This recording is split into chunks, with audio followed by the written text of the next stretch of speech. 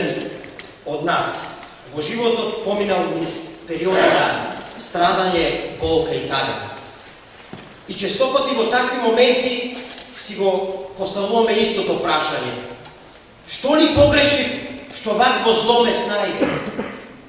Темата на вечерашното предавање гласи: кој е виновен за човечките страдања? Верувам дека ќе ви помогнеме во разрешување на таа дилема. Го поканувам господинот Декан Хајдер да повели на сцената. Поверете. Насловот на вечерашното проучување е најавено: кој е виновен за човечките страдања? Ние во текот на овие проучувања видовме, нели така, преку првото и второто, меѓутоа вечерашното проучување што ќе го имаме ќе оди еден чекор понатаму. Како да се поставиме во тие страдања?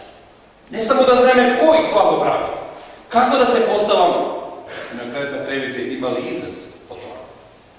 Дозволите ми да почнам со еден вистински настан што се случило, пред да се сконцентрираме на еден библиски настан што ќе биде цело време предмет на нашето проучување. Неговото име беше Ирвинг, така се викал Ирвинг. Имал 17 години. Има некој меѓу нас 17 години што има? Може да има? Така, така. Момче со мощен, пријатен изглед и без некакви големи амбиции. Го напуштил училиштето, не му чинило тоа, и се вработил во една фабрика, каде што најголемиот дел од своето време го поминувал размислувајќи за две работи. Што мислите, момче од 17 години, за што ќе размислува? Само две работи биле главна преокупација во неговиот живот. Под број 1 девојки и под број 2 нови модели на автомобили. Млади тоа ги интересираат. Девојки и автомобили. И разведен таков стил на живење, уживал во авантурите што животот му ги носел, се додека еден ден не се случила голема трагедија во неговиот живот. Имено, во една сообраќајна несреќа, Ирвинг толку незгодно ја повредил својата рака, што лекарите констатирале дека ќе мора да му ја ампутираат. Како би се чувствувале во таква ситуација? Неговите зборови биле: сега ќе морам да тргнам на школа. Зошто? За да стекнам некој образование соодветно на мене сега, со една рака што можам да работам. Jer ne možem mnogo работи, ќе ми треба уште една рака, ама немам. Ќе мора да учам, да гледам нешто што можам да работам. И така ќе се запишал во школа, завршил школа и се вработил и постанал многу успешен трговец, каде што многу добро заработувал. Подоцна се оженил и формирал и семејство. Му се родија и два сина. И бил многу среќен. Меѓутоа, неговите неволи што туку започнале. За жал, и двете деца што ги имал ненадејно го починале. Има ли поголема трагедија во животот на еден родител такво нешто да му се случи? Бевме скршени, вели Ирвинг, длабоко потресени од тоа што ми се случило. Меѓутоа, одевме напред понатаму. Ситуацијата беше така да неговата сопруга не можеше веќе ни да ради. Немале можност да има други. Но се интересирале за други деца кои што немале своји родители, сакале да ги присвојат. Така да денес нивниот дом одзвонува од смеење на сирачиња што ги усвоиле и наместо само две деца, сега уживаат во љубовта и почитувањето што го имаат од десетина девојчиња и момчиња. Усвоиле десетина девојчиња и момчиња и се грижеле за нив. И кога работите полека почнале да доаѓаат на своето место, познато ниво во нашиот живот, ќе решиме еден проблем, ќе испадне друг. Ќе се потрудиме тој друг да го решиме, еве ќе испадне некој трет. И таа борба со нашите проблеми навистина продолжува во нашиот живот. Кога мислел дека и тоа го решил, Ирвинг се соочил со уште една трагедија. Работата што е работел, од која што се издржува своето семејство, почнала полека да пропаѓа. А заштедените пари што ги имал на чуден начин ги изгубил. Ама не е сам, тука е жена. Десетици деца има. Што ќе направи? Трагедија ќе се сложиме, нели така? Затоа морал од почеток да гради својот живот. Меѓутоа, најтешкиот удар го доживел кога бил на лекар на еден преглед. И лекарите после одредени испитувања заклучиле дека боледува од тежок облик на рак во грлото. Морал да му ги отстранат гласните жици. Неговите последни зборови биле: Господ е пастир мој, ништо нема да ме разнасува. По многу месеци вежбање, Ирвинг научил да зборува на тој начин што го задржувал воздухот во устата, а потоа нагло го испуштал. Не знам тоа како изгледа. Не знам. А денес вели други луѓе ги учи на тој необичен начин на обликување на зборот. Што ќе кажеме за Ирвинг? Ова драстично и болно искуство што го доживел Ирвинг во својот живот, во помал или во поголема мера, е реална слика на она што можда ни се случило, или можда што ни се случува, али можда и ќе ни се случи понатаму во нашиот живот. Сите ние луѓе поминуваме низ болни искуства. Кога би ви дал сега прилика да секој од вас излезе на ова место и да каже низ кои све проблеми поминал во животот. Навистина не е лесно. Секој има некој болно искуство. Поминав и јас низ болно искуство. Да, знам колку животот е суров. Да. Доаѓам од семејство кај што моите се разведува кога бев мал. И знаете, кога живеете во такви околности, без разлика со татко или мајка, едноставно тоа ве прати во вашиот живот. И некој од вас може да има такви слични искуства, може да и потешки, може да изгубил некој мил и драг, може да сега пати во животот. И верувам ќе се сложиме дека гревот, односно последиците на гревот, страдањата, не се нешто странно. Не мора да не изборува. Ние ги чувствуваме во нашиот живот. Преполна е нашата земја со такви ситуации. Да. Тоа се наше секојдневие. Нив ги има насекаде. Тие никого не одминува, не препознаваат тие друштвен сталеж, побогат, посиромав, со оваа боја на кожа, со она боја на кожа, не знам, припадник на ова партија, на она партија, не, тие си доаѓаат во животот. Да, нив ги има насекаде. Тоа е наше секојдневие. Меѓутоа, главни прашања што би сакали и третирам вечерва, тоа што го најдовме при учувањето е како да се поставиме во такви ситуации. Ке дозволиме ли да бидеме поразени од тие настани во нашиот живот? Не би ли настани? Или пак ке чекориме храбро и колку да е тешко и колку да е неподносливо? Нема да забраваме нашиот Бог кој веќе ни даде сила и помош. Каде наоѓаш утека?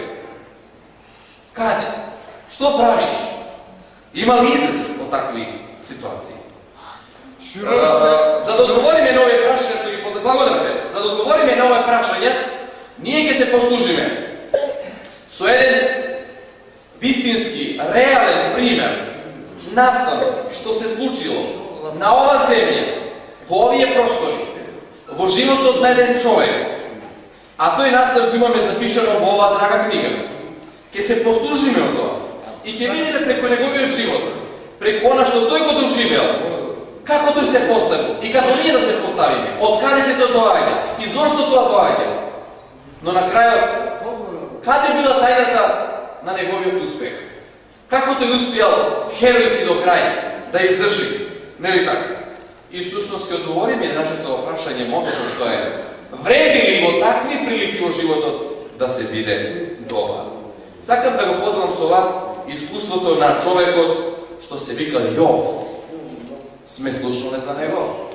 Верувам некои, може би сите, може некои по прв пат, али ќе се, запознаеме со оваа личност која што се вика Јов. Дозволете ме да ги прочитам првите 6 стиха. Има една цела книга во Светото писмо посветена на оваа личност. Некои смета дека оваа личност, оваа книга во Библијата е напишана прва книга. И оваа книга Бог дозволил да биде напишана со цел да се добие одговор на прашањето од каде не водите и страдањата што се наше секојдневие. Еве слушнете го извештајот како почнува ова книга. Беше некогаш во земјата Уз човек по име Јов. Тој беше непорочен и праведен човек. Се боеше од Бога и се отстрануваше од злото. Дали бил добар човек? Да. Многу посакувани карактеристики кои ние би ги имали тие. Еве што ни понатаму за него извештајот. Му се родија 7 синови и 3 ќерки. Имал 10 деца, 7 синови и 3 ќерки, али бил и многу богат човек. Имаше 7.000 овци, 7.000 овци, 3.000 камили, 500 двојки волови, 500 ослици и мощне многу слуги. Бил богат. Во тоа време богатството се мерало спрема животите, спрема стоката што имал човекот. И вели извештајот поратаму, тој човек беше најугледен човек меѓу жителите на исток. Неговите синови, колку ги имал на број? 7. Има обичај да дават наизменично гозби кај еден од нив, секој во својот ден. 7 сина, 7 дена во седмицата, секој ден во седмицата, секој син одржувал гозба. Каков живот имал? Секој ден гозба. Ама не ги препушта да ги повикате своите сестри. И ги повикуваат своите 3 сестри да јадат и пијат со нив. А кога ќе се изредија со гозбите, Јов ги повикуваше на посветување. Подрануваше рано наутро и принесуваше палевици за секој од нив. Мислеше, кој знае, дали не сгрешија моите синови и да не го покулија Бога во своето срце. Така правеше Јов постојано. Така Јов правеше постојано. Која слика ни дава Светото писмо за ова личност? Добро. Се надевам дека ќе имаме мир потребни за да можеме да го изнесеме, ако имаме прашања, можеме на крај кога ќе завршиме тогаш да поставиме. Ве молам, значи до крај да можеме да слушате и останатите. Еве ова е Јов. Ова е неговиот живот. Ова е неговата лична карта. Ова е Јов, како што Библијата го пишува. Но што се случува понатаму? Каков извештај имаме понатаму? Не завршува книга тука, него тек почнува. Да видиме што понатаму се случува. Од следниот стих, 6 понатаму, имаме извештај за тие работи. И еве што пишува. А еден ден дојдоа синовите Божи да застанат пред Господа, а меѓу нив дојде ѓаволот. Еве и ова е одговор на прашањето што некои пријателите ни го поставија, дали ѓаволот и после кога погличал, кога бил отворен од озгора, дали комуницирал со Бога. Еве ова е од настаните каде што се пишува дека комуницирал, контактирал. Така да ве пријатното одговор е ова на прашањето, затоа го ставивме за ова вечер. Значи се одржал да небесен собе. Овој небесен собе го организирал Господ и сакал представниците на секоја планета да бидат тука присутни на тој собе.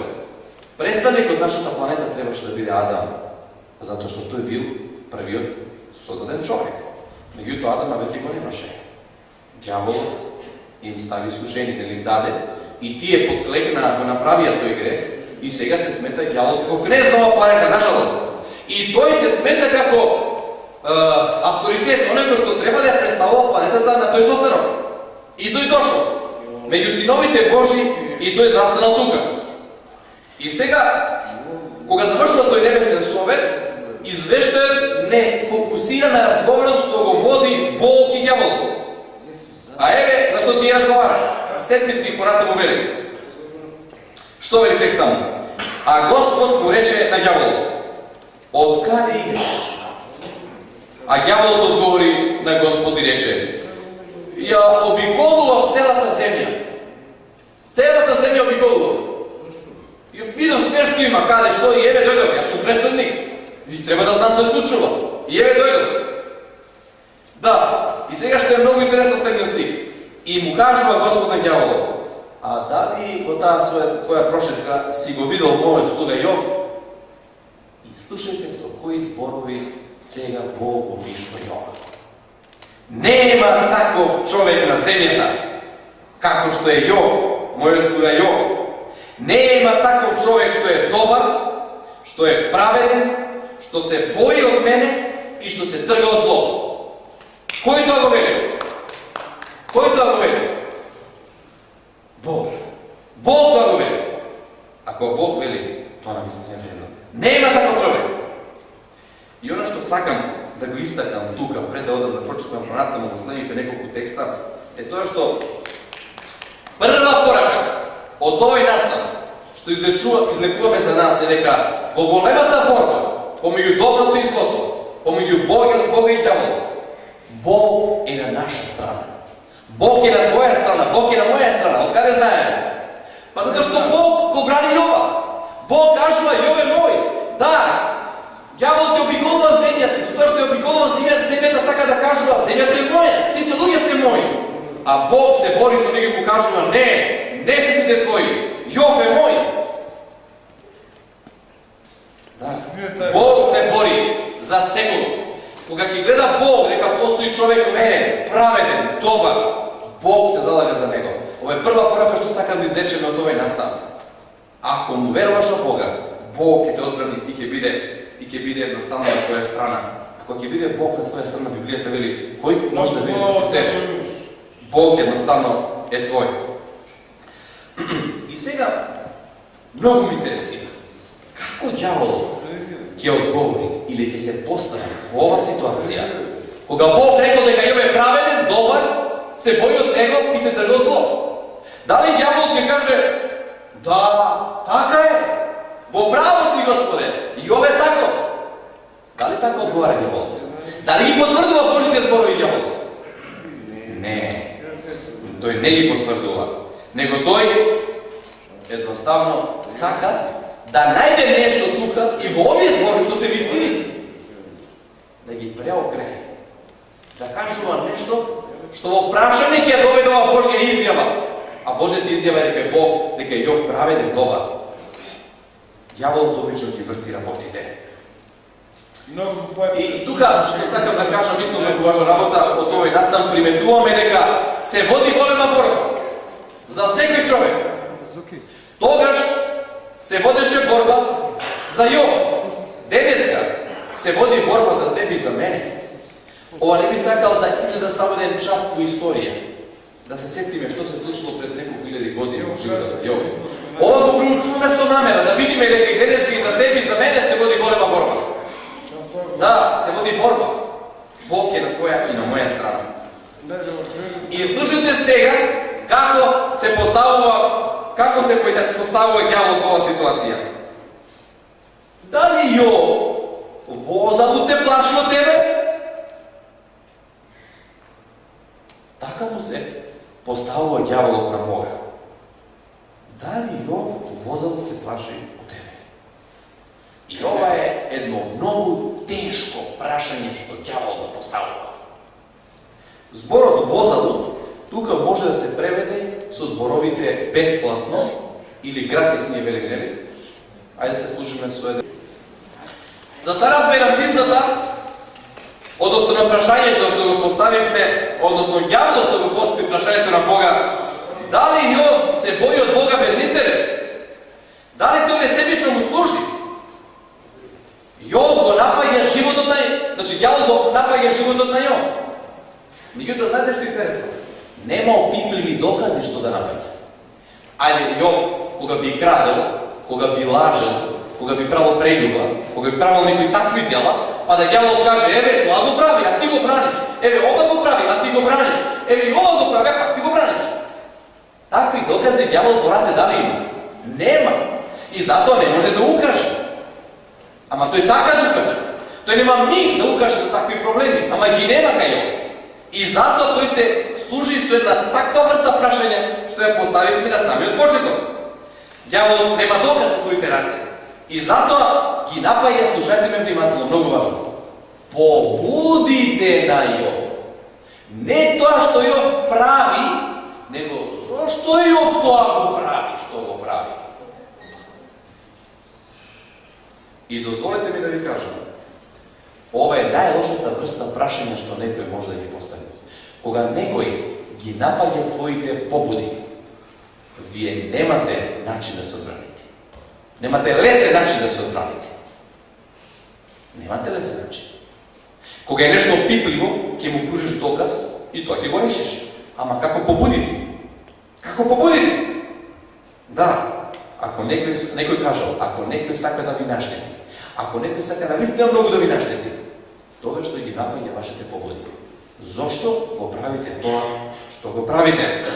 И во такви ситуации, само времето и тоа голем временски период треба да помине, за да полека работите да си дојдат на свое место. Сега дори приметуваме зашто ова прашање ѓавол е навистина ѓаволско прашање. Затоа што за ваква врста прашање немате брз и соодветен одговор. Мора време да помине за да одговориме на такви прашања. Но да ви прашам нешто. Кој сушност е мета на ѓаволот? Да, сите ние. Али индиректно, кого тој го напаѓа? Бога. Да, тој се сконцентрира на Јов. Ама знаете ли во сето тоа што му смета? Му смета изјавата на Бог, бидејќи изјава, Божјата изјава беше Јов е добар, Јов е праведен. А ѓаволот се лути и се вознемирува. Како тоа во целата земја Бог него да го возвеличи, а сите останати се мои, ќе најде начин како да му напакостат. На Бога преку Јов. Да. И еве сега што понатаму во 10 стих ѓаволот на Бога. Еве зошто Јов ти служи веќе. Ти си го заградил него, неговиот дом, сиот негов имот. Ги благослови делата на неговите раце. Значи се што ќе фати, благослов. Моди ве! Имотот си му го умножил на земјата. Па слушавме колку имот има, не? Па ќе ти служи ве? Зато ќе ти служи. Затоа што му даваш. Да. Но имам предлог за тебе. Земи му го сето тоа. Пружи ја раката своја. Ќе видиш едноставно како тој ќе се откаже од тебе. Нема да ти признае веќе. Само пробај. Голема борба се води. На една страна Бог за нас се грижи, а од друга страна ѓаволот. Што сакал со овие зборови ѓавол да каже? Дозволете ми овој коментар да го кажам, мислам дека е потребен. Еве што ѓавол го кажа на Бога. Боже, ти си окружен со лицемери. Луѓето дојдат кај тебе и ти кажува: те сакам, те љубам, Господе. Но тие не те сакат тебе. Тие ги сакат твоите дарови. Тие ги сакат она што ти им го даваш. Затоа тие те сакат, тие се лицемери. Тие те следат поради интерес. Ке им дадеш живот вече. Луѓето се глумци. Тие глума. Едноставно тие си играт со тебе. А ти си наивен. Па им веруваш. Мислиш дека Јов тебе искрено ти служи? Не! Затоа што си го благословил. Затоа ти служи. Си му дал и почнал да реде. Си му дал прекрасен брак. Си му дал прекрасно семејство. Тој навистина е многу богат. Има голем углед меѓу луѓето. Па се разбира ќе ти служи. Но ако сето тоа му го одземеш, ќе видиш што ќе направи. Неговото вистинско срце, односно неговото вистинско лице ќе излезе на површина. Со облечи го пред тебе, без тие благослови, без тие видливи дарови, ќе те преколне.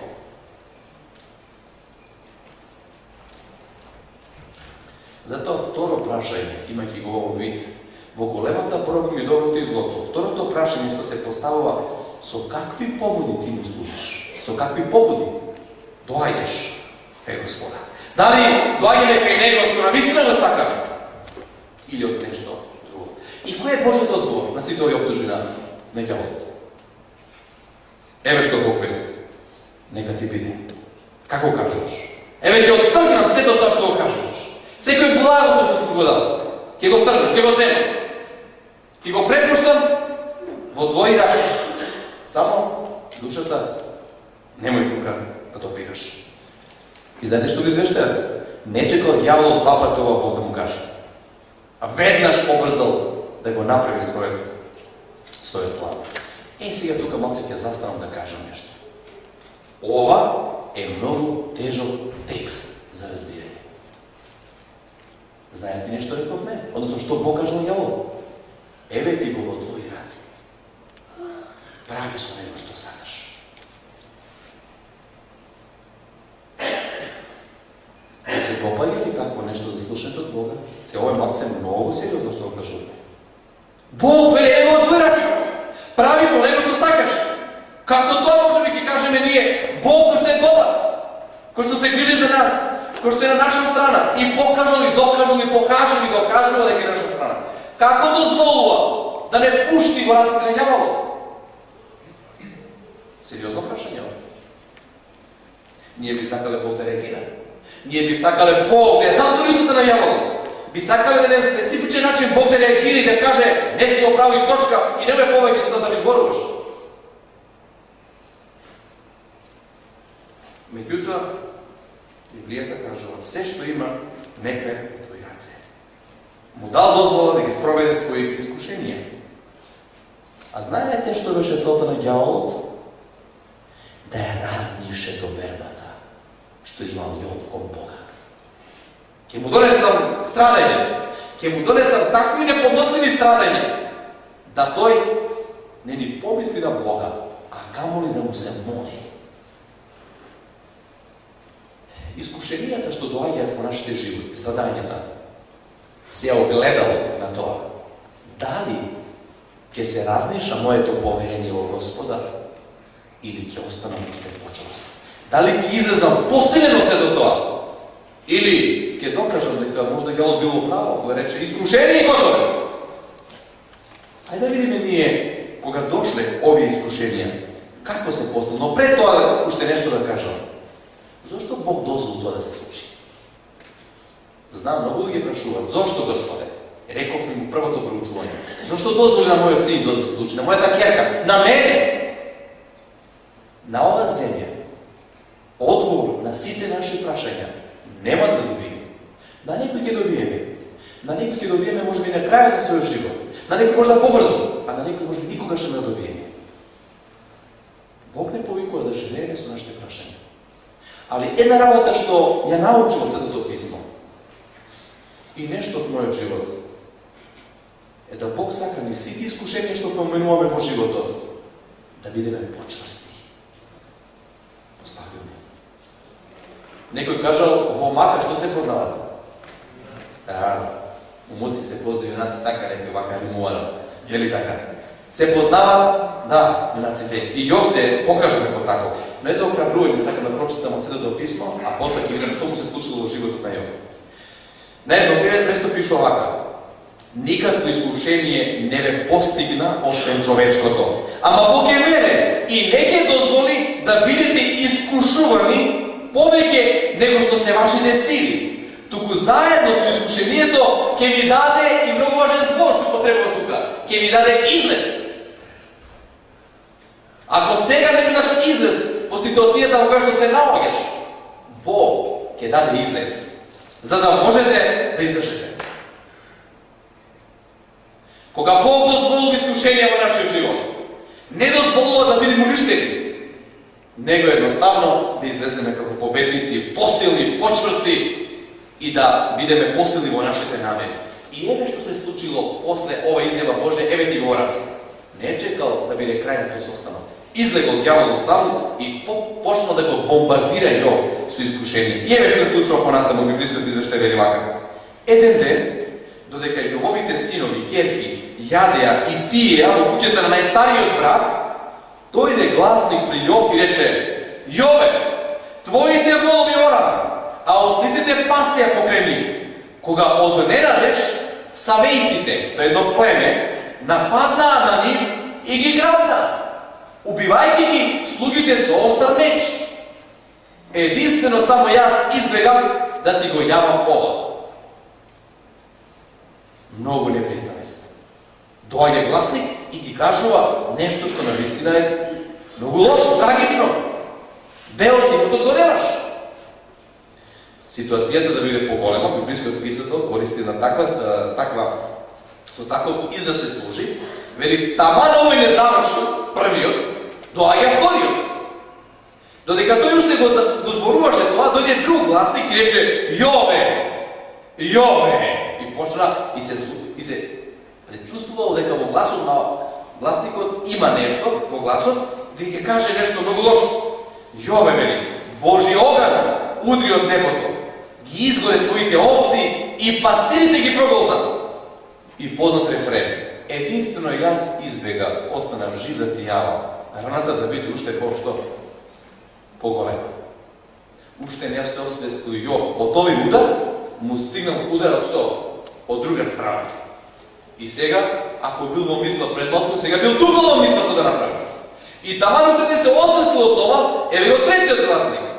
И вели, додека уште зборуваше, дојде трет и рече: халдејците удрија со 3-4 на твоите камили и ги грабна, убивајќи ги слугите со остар меч. И рефренот кој е? Единствено јас останав да ти јавам што се случи. 3 гласника од 3 различни страни со 3 изјави дадоа извештај дека неговиот имот што? Пропадна. Ајде да кажеме тука, меѓутоа обично велат белите не дадат сами. Обично влечат една белја, влече друга белја. И на крајот ќе кажеме ние како капак на се, доаѓа четвртиот гласник со најтрагична вест. Додека уште зборуваше овој, дојде четвртиот и рече: твоите синови ќерки јадеа и пиеа вино во куќата на најстариот брат. И ете, силен ветер се крене од пустињата, удри на сите 4 јагли на куќата, ја урна куќата. Куќата падна Јове. Ама не е проблем што куќата падна Јове. Децата биле наши. Децата едноставно се штета во таа несреќа, во тој удес. Ниту еден не остана жив. Сите умреа. И рефренот: единствено јас останав да ти јавам што се случи. И да не поставам прашање како ти и јас би се чувствувал кога такво нешто би се случило во нашиот живот. Да, ние не сме толку богати да такви работи се случува, меѓутоа не се случува страдање и немови. Се случува една, втора, трета и а може било кого од нас тоа да не се случи. Еве, едно сценарио, да кажам, врзано со ова библиска слика што ја прочитавме, како нешто може нам да ни се случи поблиску, за да го разбереме ова што го кажаме. Замислете, доаѓаме дома од работа доаѓаме, не сретнува некој на патот, не запире тука пред нашата куќа и ни соопштува лоша вест. Дека нашето дете или нашите деца, како ги имаме, сите го изгубија својот живот. Верувам тогаш, не знам, може би срцев напад или нешто друго, може да се случи во нашиот живот, ќе слушнеме јер све правите за нашите деца. Ма настинат ќе биде, преладен ќе биде, грип може би ќе има, па не спиеме, сакаме да бидеме покрај него, да го излечиме од таа болест, а камо ли да падне, а камо ли да е во болница, а камо ли во операција, а камо ли да умре. И замислите, доаѓаме работа такво нешто слушаме. И замислете го се тоа, сте слушаме во вест, дека децата загина, доаѓате дома и наместо да го видите вашиот дом, вашата куќа, приметувате само како некој пепел излега од таа куќа, некој дим. Куќата ја нема! Пожар, катастрофа некоја се случила и децата отидоа и куќата отиде. Белја за белја. Меѓутоа деновите одат, мораш на работа да одиш. Ке имаш концентрација, ке ти се работи. Доаѓаш на работа, не ти се седи, не ти се стои, час одиш ваму, може би не гледаш, ке се удриш со некого тука, а шефот на работа приветува ден, 2, 3, 4, не можеш да работиш, немаш концентрација и доаѓа ден шефот кај ти вели: пријателе, тако не можеш да работиш. Ке гледам, имаш макадан, меѓутоа работата мене ми оди во загуба. Отпуштен си од работа. Не можеш понатаму да работиш. Бејте за века! И децата, и куќата, и работата. И ти само шок од секоја страна. И нормално после такви шокови, каде отиде? На лекар. Што речено во рекламата, вика, кај да возам сега? На лекар. На доктор, нели? Одиш на лекар? Зошто? За да лекарот ти препише што? Некој лек, да ти даде нешто те смири. Меѓутоа, после некоја анализа, лекарот дојде кај тебе и ти вели, навистина многу ми е жал, но ви имате рак, деновите ви се одброени. Ова е замислено сценарио. Меѓутоа, оно што е напишано в Библијата за Јов не е замислено. Тоа се случило. И? Ѓаволот вели, кога такво нешто ќе му се случи на човекот, ќе се откаже да се. Нема да вели.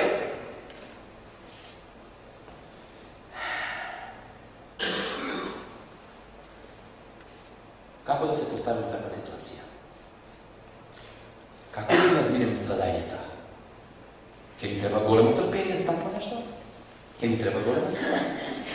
Како да го победиме ѓаволот во нашиот живот со овие страдања?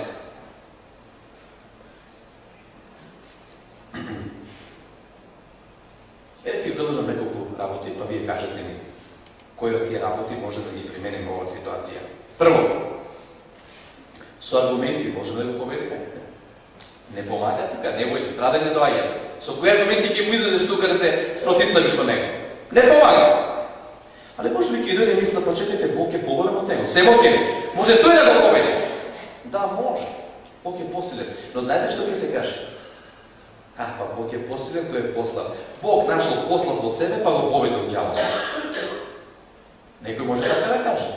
Нели кога двајца ќе влезат во некоја граница, па ќе дојде таква бејля да почнат и физички да се перспектува, ајде посилен послав и посилен ќе победи пославиот, што ги кажа другите? Доаѓа вика нашол послав од себе, вика, нека најде некој на негово равниште, па нека се бори.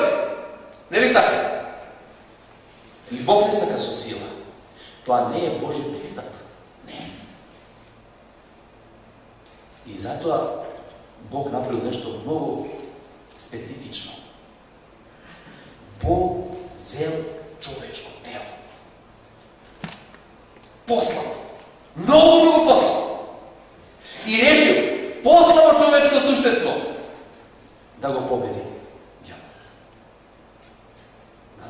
И ќе приметри на краја. Јов извојувал победа. Пославо човечко суштество. И Исус извојувал победа. Ако виквам утре, да видиме што значи да се биде христијанин, наслов на проучувањето. Ќе видиме таа голема борба што имал Исус Христос во својот живот. Како тој бил нападнат. Да, Јов имал трагедии, но имал голема напади Исус во својот живот. И тоа огромни. Никој од нас и никој досега што живеел немал такви напади како што Исус имал. Ќе збориме за тоа. Но победил. Како пославо човечко суштество победил. И не може да му приговорат, па ти си послан од него си го победил. Не, како човек го победил. Знаете што е многу интересно? Што најдов нешто многу интересно. Во последната книга од ова драгоцена книга Библија, значи нели книги во превод, значи од таму доаѓа зборот библиотека. Они имате збир од 66 книги. Од прва Мојсеева до Откривение, првата и последната, и меѓу нив уште 64, ukupno 6 книги има. И во последната книга Откровение ни се опишува крајот на големата борба. И знаете што е интересно тука? Тука ни се споменува неколку живот по символичен јазик, ни се представува злото, непријателот. Целата таа агресивност што тој ќе има во борбата на крајот да победи. И знаете што пише во таа последна книга на крај? Знаете кој ги го победи тој звер? Таа ажда ја вели тука во книгата. Таа змија.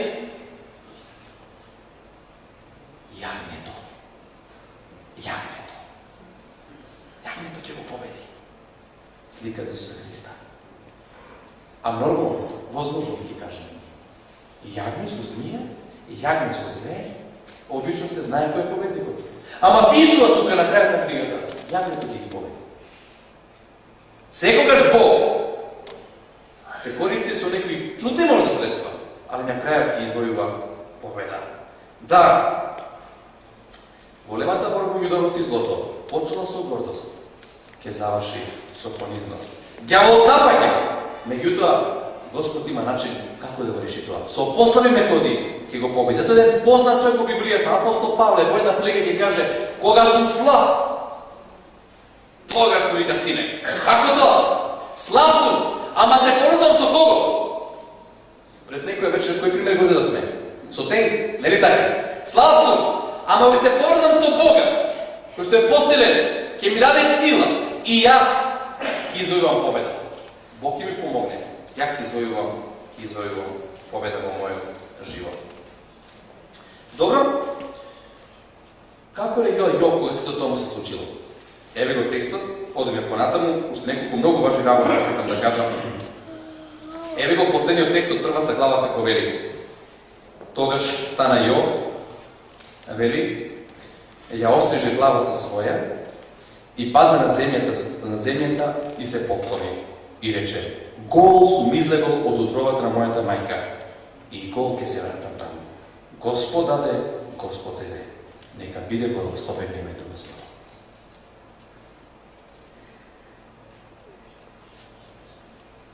Немам јас коментар на овој збор. И вели раскажувачот: покрај сето ова, Јов не погреши на Бога. И сега што мислите, ѓаволот се предал? Рече: се обидував, му донесував неволи, но сега се откажувам. Видов дека тоа е верен на Господа и готово, се откажувам. Не! Втората глава продолжува понатаму. Повторно се опишува тој небесен совет. Повторно во тој небесен совет се сретнуваат Бог и ѓаволот. И повторно доаѓа до разговор меѓу нив. И Бог повторно го прашува: од каде доаѓаш?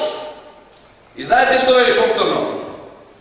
Вели, повторно е поминував, вели, целата земја. Го видели повторно мојот слуга Јов. И пак Бог за него вели, после сите тие неволни искушенија што ги имал, Јов вика е праведен, тој е добар, тој се бои од Бога, се трга од зло. И уште се држи за својата добрина, иако си ми наговорил да го упропастам, ама тој се уште не е верен. Совршена прилика ѓавол да каже: така е, оправо си. Нели? А што рече тој? Кожа за кожа, вели. Кожа за кожа, вели. Еве го текстот. Се што има човекот ги даде за душата своја. Него пружија раката своја и вика: фати ги коските негови, допри ги коските негови, месото негово. Ке те проколе. Тој ке те псуе, вика. Тука текстот кажа. Слуги зборови: дај му болест.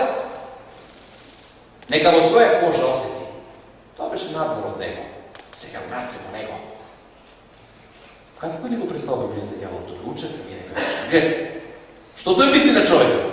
Дали го право Библијата која вели дека тој е крвник човечки? А Господ му рече: еве ти го повторно, но душата него немој да дириш. И повторно не чекал многу. Повторно тргнала напад. И му дал таква болест. Тука пишува сол пришт. Антракс. Медицински израз. Антракс. Од пета до глава бил целиот очиреви. Извештаите тука кажува дека земал керами да вика, па едноставно се стругал. Не можел да ја трпи таа болка што има во себе. Доаѓа неговата жена, го гледа во таква една незавидна положба и му кажува: абе, Јове, сакаш ли уште да се држиш за твојата добрина? Благослови го, Бога помогни бе.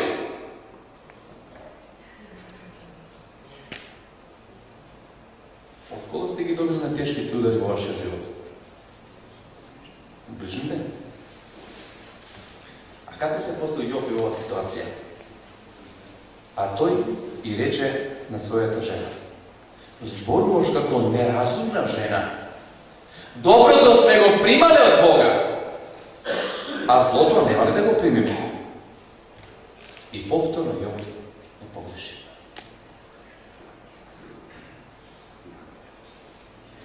И да одиме уште пред самиот крај, уште нешто да кажеме. Изгубил имање, изгубил куќа, изгубил деца, изгубил здравие, па гледаме и жената како се поставила према него. Ние ќе кажеме: све изгубил. Му останало ли нешто на Јов?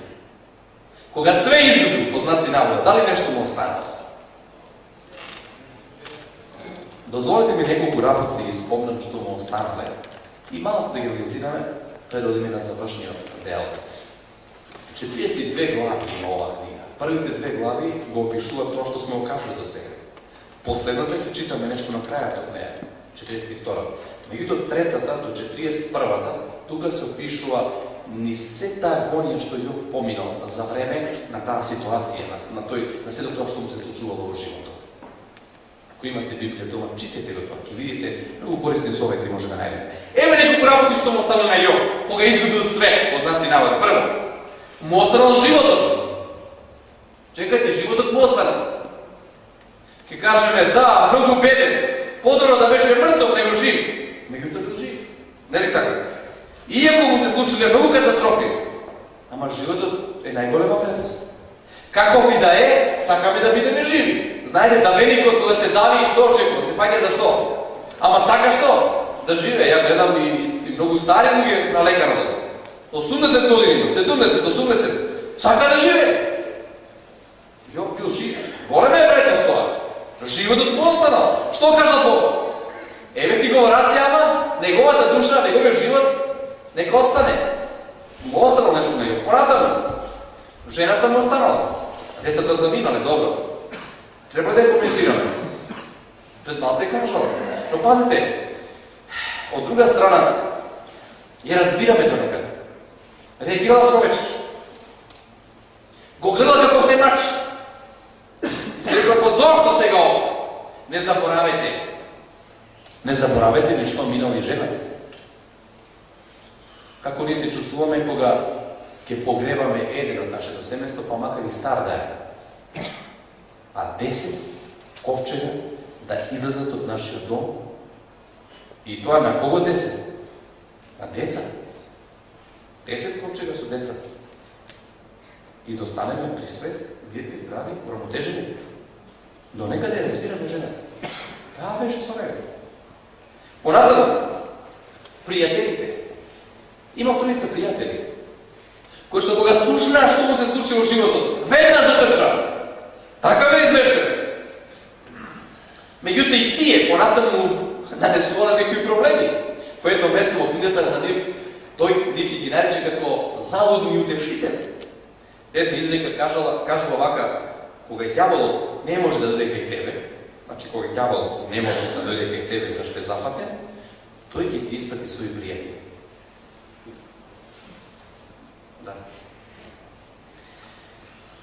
Да бидем искрени, најголемите рани во животот не сме ги добили од нашите непријатели, него од нашите пријатели. Сме им верувале, сме им се довериле, а тие ја изиграле нешто доверба. Тоа на вистина говори. Да, тие кога слушнале дека тој е болен и се нашол таква ситуација, дотрчале, седеле со нив 7 дена, збор не кажале, го гледале се мачи и тие се мачиле со него, ако можам така да кажам. После тоа проговориле, имале сочувство, меѓутоа поради погрешната доктрина што имале во себе, почнале да кажуват и работи што не биле во ред.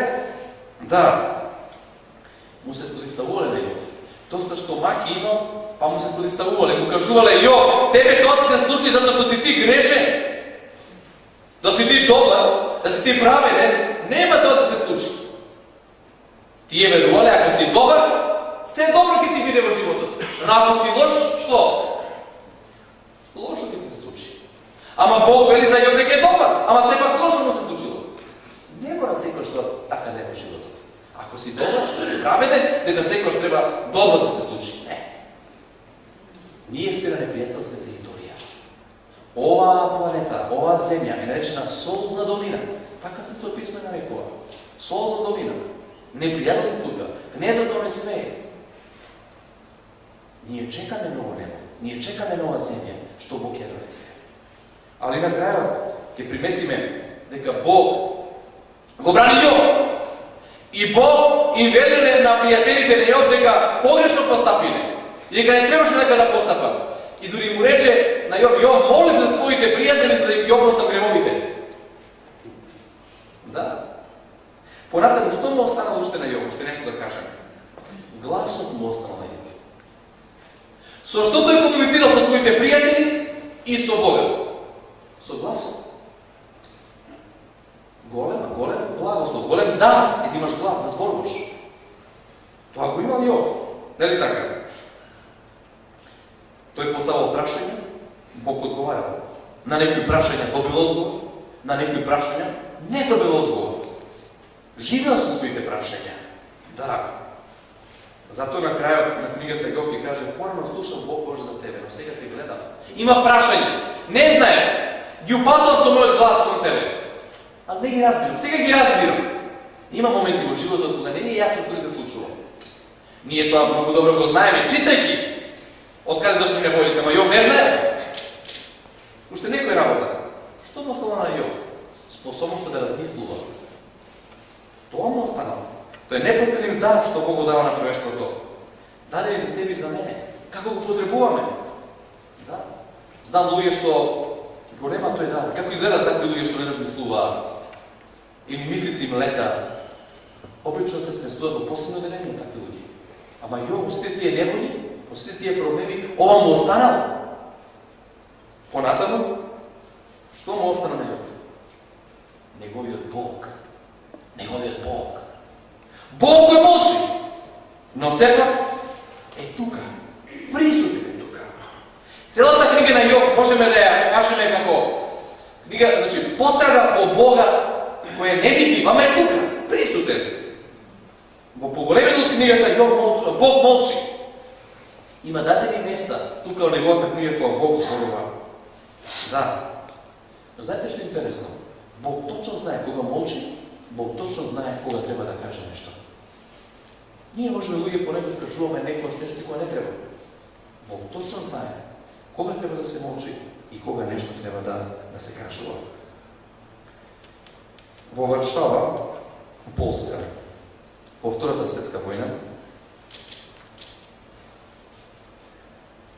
во еден логор концентрационен, стојат и денеска запишено следните зборови. Верувам во сонцето, иако не го гледам. Верувам во љубовта, иако не ја чувствувам. Верувам во Бога, иако не го гледам. Много се не зборови. Сонцето верувам, иако не го гледам. Верувам и во љубовта, иако не ја чувствувам. Ама верувам и во Бога, иако не го гледам. Во Аушвиц и до ден денешен ќе најде надпис на кој стои напишано: Исус денеска беше овде. Да, Исус беше денеска овде. Бог е тука. Може би на многу поинаков начин, него како што ние очекуваме. Ние веднаш брзо сакаме да добиеме одговор на нашите проблеми, решени. Ние сме, ако можам така да кажам, генерација која што живее на дупиње. Се сакаме брзо да се случи. Сакаме информација, одеме на интернет, стискаме нешто таму и од информација. Сакаме програма да смениме како да го правиме. Седиме света фотелја и што со даленското. Само кликнуваме и порано кога беа црно-белите телевизори, како? Само две програми имаш, прва и втора, нели така? Не ни се допаѓа прва, ако има втора, и стануваме па таму, кликни таму. Не ни се станува, а ни се гледа и ќе заспиеме. А сега вртиме. Кабловска, не знам, сателитска и само вртиме. Имам чувство, некои само вртат, не ми да пишат, само вртат така. Свели на прст, само вртиме. Инстант, нели така? Сакаме све да добиеме. Во такво свет живееме. И кога имаме неволи проблеми, сакаме брз одговор на нашите проблеми. И на крајот, што му остана на Јов кога се изгуби? Неговата доверба во Бога. Неговата доверба во Бога. Тоа е последната работа што му останала. Независно од тоа што му се случувало и што зборувал од одредени прилики, останал верен во Бога. Еве само два стиха сакам да читам од неговата книга, че вели вака, 13 глава 15 стих, вели: и да ме убие, пак ќе верувам во него. И да ме убие, пак ќе верувам во него. А вториот текст вели: но знам дека е жив мојот откупител и на крајот ќе застане над земјата. И ако ова моја кожа се раскине, и ако умрам, и ако се распаднам, тогаш знам, по своето тело ќе го видам Бога. Јас истиот ќе го видам. Него, моите очи ќе го видат, а не некои други. Ова се многу важни стихови во големата борба меѓу доброто и злото. Овде откриено од кои мотиви Јов му служел на Бога. I ako umram, što? Ke dojde den, ke me voskresne. Znači, vera dalo nego mi je mnogo pogolema nego samio život. Pa to je bilo život. To ima pravi do zemlje. Golema vera. I na kraju, ajde vidimo kako završuva. Čitam posljednji tekstovi od 42. glava, posljedna glava od knjigata za Jov, od 10. stih ponatamo, da vidimo kako završuva sve to ovdje. I Gospod povrati na Jova ono što mu beše, ono što zebe od nego. Zato što se pomoli i za svojih prijatelja. I veli zveštar i Gospod go umnoži i manje to na Jov 2 pati povek. Da li dobro slušno? 2 pati povek. Ponatano. I Gospod go blagoslovi krajom na Jov povek je nego početoga. I veli ponatano. I imaše 14.000 ovci сега. Ne 7, nego 14 dobio. 6.000 kameni, ne 3, nego se 6. I 1000 jada, znači dvojke od volovi, ne 500. I jadnici, ili oslinje, ne 500. A dobi ušte 7 sinovi i 3 kerki. I veli, tako vika, sinovi kakvi što nemalo od zemljata i sinovi i kerki i na vistina Jov bil mnogo blagosloven. I posljednje 2 stiha od knjigata vela i posle toga poživea Jov 140 godina. Ali dobro slušamo? Jov poživea 140 godina. I vide sinovi i vnuci do 4. kolena. I umre Jov star i sit od života. Vredi da se bide dobar? Vredi. Da, se slučija mnogo работи u njegovim životu. Međutim, ostano vere na Gospoda. Zato na kraju možemo slobodno da kažem, bez ogleda toga da li go čustvуваме Божето присуство или не, биди сигурен во нешто. Бог е на твоја страна. Бог е на моја страна. Бог е на наша страна. Тој не не пушта од себе. Тој е татко наш. Тој е покрај нас. Тој е до нас. И ако нешто не е јасно во животот, немој да губиш поверение во него. Ослони се на него. Тој ќе ти даде победа. Благодарам.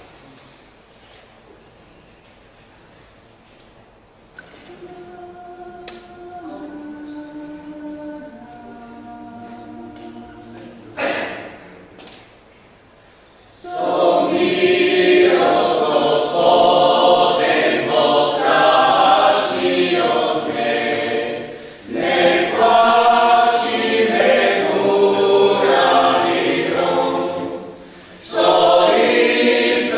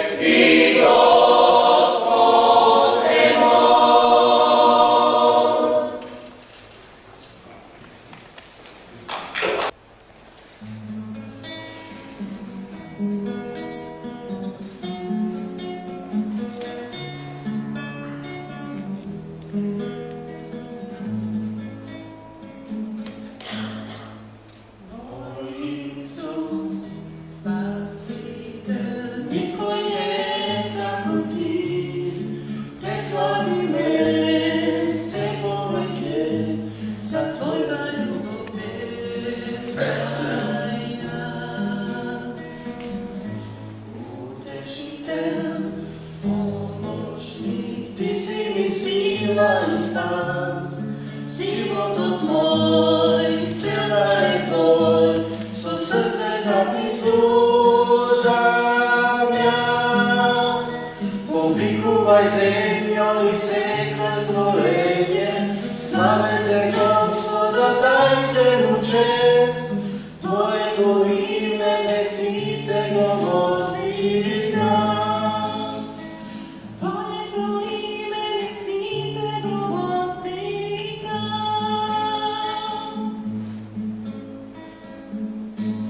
Moj Isus, spasitelj, niko je kako ti, te slavime se poveke, za tvoj ta ljubov bezkrajna.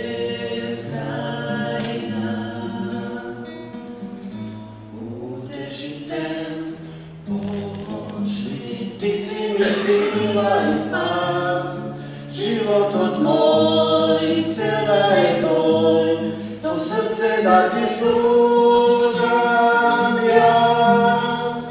Te slavime tebe, ti